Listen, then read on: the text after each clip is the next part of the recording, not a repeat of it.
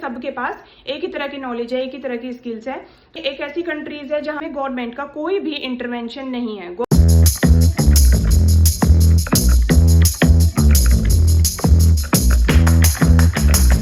Hello everyone, तो आज हम जिस टॉपिक के बारे में बात करेंगे वो है क्लासिकल इकोनॉमी।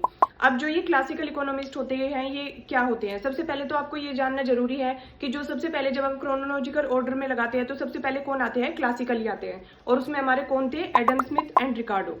तो उसमें सबसे पहले कौन आते हैं? सबसे पहले आते हैं एडम स्मिथ एंड रिकार्डो। ये कौन से हमारी क्लासिकल इकोनॉमिस्ट है। तो कभी भी अगर आपके सामने कोई भी ये क्वेश्चन आ जाए एग्जाम में कि क्लासिकल इकोनॉमिस्ट कौन होते हैं, और अगर आपके पास ऑप्शन आ जाए तो रिकार्डो एंड एडम स्मिथ, तो आपको बिना देर किए अपनी आईज क्लोज करके लगा देना है कि एडम स्मिथ एंड रिकार्डो, क्योंकि ये दोनों क्या है? क्लासिकल इकोनॉमिस्ट है। अब हम डिस्कस करते हैं कि जो क्लासिकल इकोनॉमिस्ट थे वो क्या कहते थे। अकॉर्डिंग टू क्लासिकल इकोनॉमिस्ट वो मानते थे कि जो इकोनॉमी में होता है वो क्या होता है? फुल एम्प्लॉयमेंट होता है। इसका मतलब क्या होता है कि हमारी इकोनॉमी जो होती है उसमें क्या रहता है? हर टाइम फुल एम्प्लॉयमेंट की सिचुएशन रहती है कि हमारी इकोनॉमी में कोई भी ऐसा लोग नहीं है जिसके पास रोजगार नहीं है। सब लोगों के पास क्या है? रोजगार है। बट क्या ऐसा रियलिटी में होता है? अगर हम आजकल की रियलिटी में देखें, बट ऐसा कभी पॉसिबल नहीं होता। क्यों? क्योंकि इकोनॉमी में बेरोजगार लोग भी बहुत सारे होते हैं। ऐसा कभी होता है किसी भी इकोनॉमी में कि लोगों के पास, सबके पास रोजगार है, कोई भी बेरोजगार नहीं है? नहीं होता ना। तो जो क्लासिकल इकोनॉमिस्ट का ये मानना था कि इकोनॉमी में क्या होता है? फुल एम्प्लॉयमेंट होता है, सभी लोगों के पास रोजगार है। तो ये क्या था?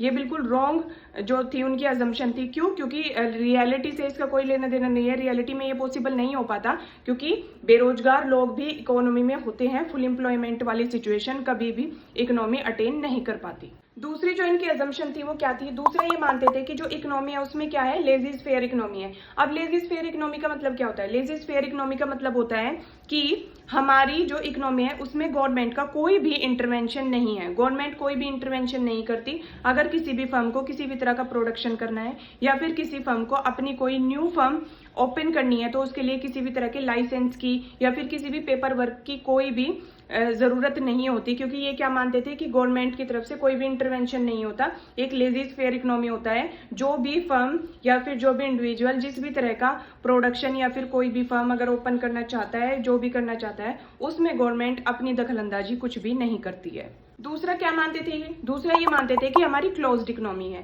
क्लोज्ड इकोनॉमी का मतलब क्या होता है कि यहाँ पे हम किसी भी तरह से किसी बाहर की जो कंट्री है ना, हमारी जो बाहर की कंट्रीज है, मिडल ईस्ट कंट्रीज है, तो उनके साथ जो मिडल ईस्ट कंट्रीज है जैसे दुबई है और ये सऊदी अरेबिया है, या फिर जैसे यूरोप है, यूरोप में जैसे फ्रांस है, जर्मनी है एंड स्पेन है, टर्की है, तो ये एक ऐसी कंट्रीज है जहां पे क्या होता है, हम किसी के भी साथ कोई भी क्या कर रहे हैं, कोई भी हम अपना व्यापार नहीं कर रहे हैं, कोई भी अपना ट्रेड उनके साथ नहीं कर रहे हैं। तो ये क्या मानते थे कि हमारी इकोनॉमी क्या है? वो क्लोज्ड इकोनॉमी है। हम जितना भी प्रोडक्शन कर रहे हैं अपनी क्लोज्ड इकोनॉमी के अंदर ही कर रहे हैं, डोमेस्टिकली। हम फॉरेन में कुछ भी अपना इंपोर्ट या फिर एक्सपोर्ट नहीं कर रहे हैं, ना तो हम उनसे कोई चीज लेते हैं, ना उनको हम कोई चीज दे रहे हैं। तो इनका मानना ये था कि जितना भी प्रोडक्शन हो रहा है और जितना भी कंजम्पशन हो रहा है वो क्या हो रहा है?